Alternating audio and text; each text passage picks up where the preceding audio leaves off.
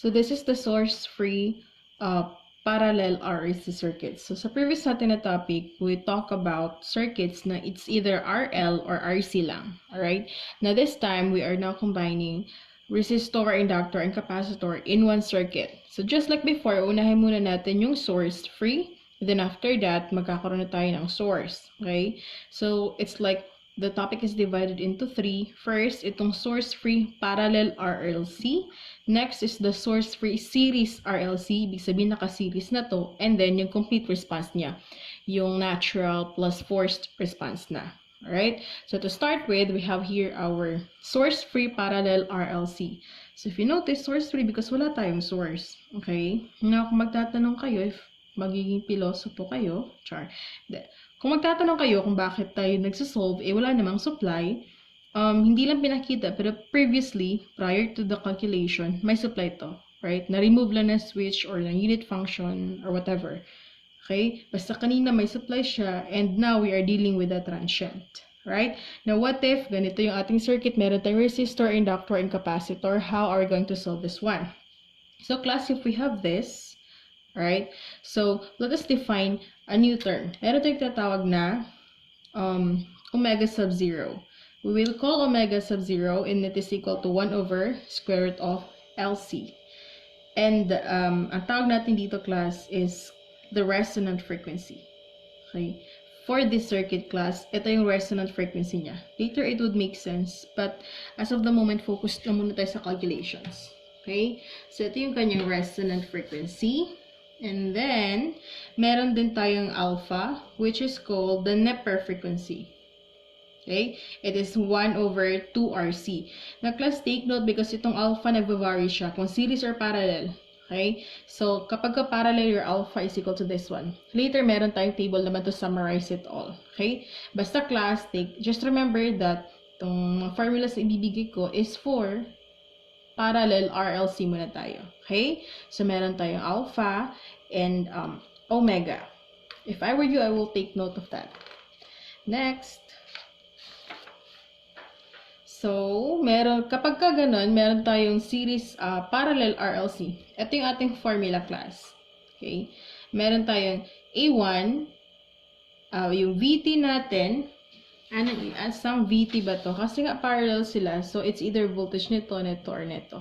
Okay? But specifically, we're talking about the voltage ni capacitor. Kasi siya naman yung nagre-retain ng voltage, diba? Siya naman yung steady yung voltage from 0 negative to 0 positive. Diba? Hindi agad-agad nag-change yung kaniyang voltage. So, we're talking about basically voltage ni capacitor.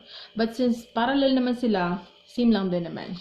Okay? So, ito yung ating formula kapag kaganon. Yung VT natin is equal to A1e to the S1t plus e to the S2t.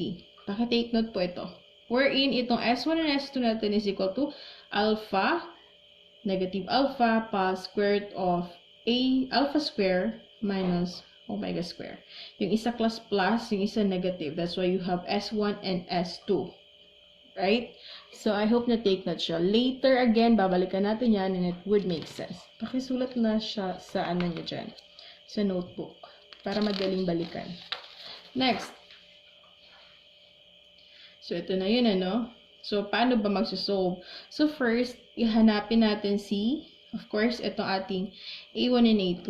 Kapag nahanap na natin yung class, then we can solve for our circuit na. I mean, values of VT. Kasi itong S1 and S2 naman, it is alpha. Take note kasi itong alpha and omega, that's just in terms of RLC, resistance, inductance, and capacitance, which is given naman siya sa circuit. So, ang pinaka-problem talaga dito is how to find itong A1 and A2, itong ating arbitrary constants.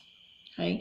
So, to do that, class, to identify our A1 and A2, usually we'll analyze our circuit. Same lang din before sa RL and RC. Mag-start tayo, analyze, at T is negative 0. Kasi mahanap natin dun si IL, 0, or initial inductor current, and yung capacitor voltage natin. Kasi class, hanapin natin to. Kasi pag dating natin sa A, at T is equal to 0 positive, pag nag-change na yung switch, di ba ito still the same? So we can use that property. Okay? So, eto. First, kukunin natin yung VC Sa initial, kasi kailangan, kasi may dalawang equation, di ba? Or initial condition para ma-solve natin to. Di ba sa DE, pag meron kang dalawang arbitrary constants, you need two initial conditions. So, yung first initial condition, usually that is your VC is equal of 0. Next, isahanapin natin yung capacitor current natin. Paano, class? We differentiate VC. Di ba kapag meron kang VC, kapag ka-differentiate mo si VC with respect to time, multiply mo ng capacitance, di ba this is your IC? So, we're gonna use this later. Okay? Tandaan lang yan. Next. So, class, by the way, when it comes to our S1 and S2, meron two possible scenarios dito. So, na yan? 3 actually. There are 3 possible scenarios. Okay? So, meron tayong tinatawag na overdump. I hope klaro siya sa camera, no? Meron tayong tinatawag na overdump. No, pag alpha is greater than omega. Critically dump if alpha is equal to omega. Underdump if alpha is less than omega. Okay? Now, how do we know na equal siya, less than, or greater than? Class, diba given naman talaga to usually? Ito you solve for alpha and your omega and you compare. Kasi class, depende siya kung overdump, critically, or underdump, magva-vary po yung some formulas.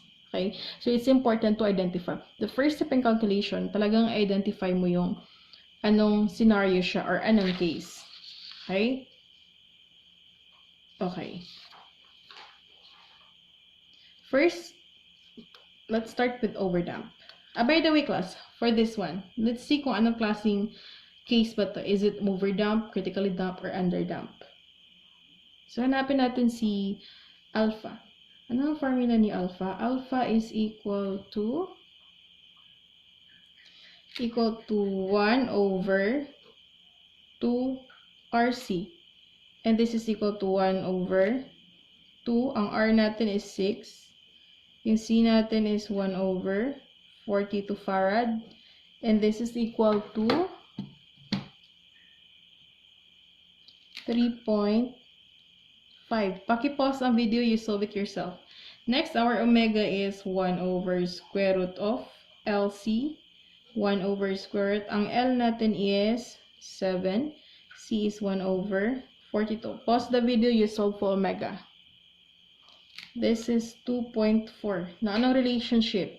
Our alpha is greater than omega. Ibig sabihin, this is case 1 or overdump. Okay? So, yun yung first step, identify. So, again, how to identify that based on naman siya sa given sa ating circuit. Alright, so let's have an example for our overdump. So, ito na yung kanina, class. Okay? Yung ating overdump. Now, class, if you'll try to simulate yung mga overdump na circuit, yung ano natin would look like this. This is in terms of your voltage.